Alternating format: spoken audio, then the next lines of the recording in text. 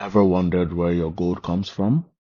The chain you adorn majestically might lead somewhere you'd never expect, deep into the forests and farmlands of Ghana. This is the world of Galamsey, which is, by the way, a local term for illegal and/or small-scale gold mining in Ghana. It comes from the colloquial expression gather and sell, which was used in the past to describe the much smaller scale version of the present-day horror. It is messy, to say the least. It's dangerous, and it's silently destroying lives, land, and futures. Galamsey is not an elaborate description of a massive corporate scandal.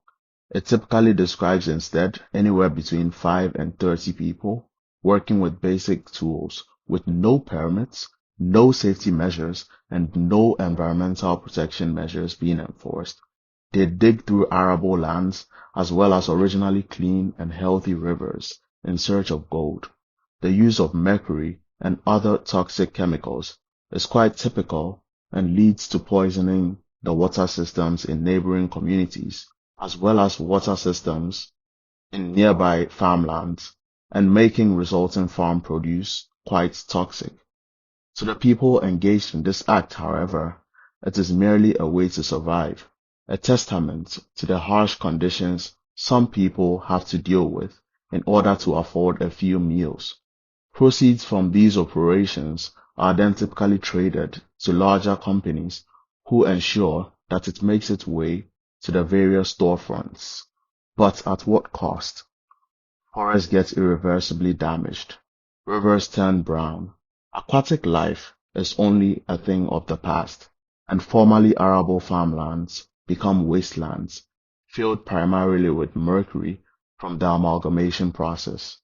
In some communities, babies are born with deformities, and entire villages are being left to deal with the aftermath.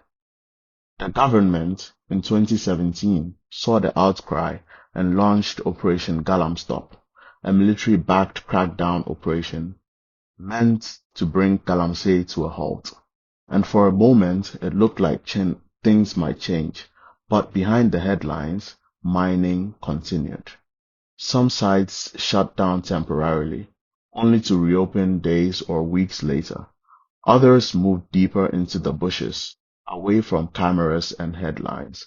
According to local reports, some officers running these operations were allegedly making money off the same miners they were supposed to stop.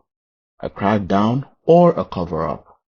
Take the case of Aisha Huang, nicknamed the Galamsey Queen. She was deported in 2018 for running illegal mines, but she came back quietly with a new identity and started again. Armed men guarded her sites. Workers dug under threat. Rivers kept getting destroyed, and crops failed. It wasn't until 2023 that she was finally convicted. How did she get back in? How did it go on for so long? Her story isn't an exception. It's a window into the loopholes, the silence, and the system that allows this disruption to thrive, unfortunately. This isn't just about Ghana, however. It's about every place where people are desperate and systems are weak. It's about simple things we might take for granted, like the source of the minerals that make up the phones we use and the jewelry we wear.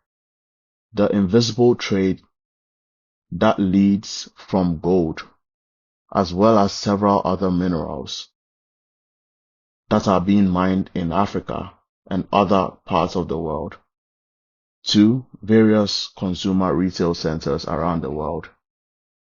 If you're watching this, you're already doing more than most. You're paying attention, seeking out information about this issue. But ask yourself, what would it take to stop this? Not just a new law or a fancy government program, but real change. Galamsey is hurting Ghana, my home, and many other places in this world. It's poisoning people, crippling the land, and rewriting the future. Not for good, unfortunately. So, what now? What can you do? Maybe it's sharing this video. Maybe it's asking, Where does this gold come from? Maybe it's choosing to care, even for just a few minutes, because silence is indeed part of the problem. Thanks for watching.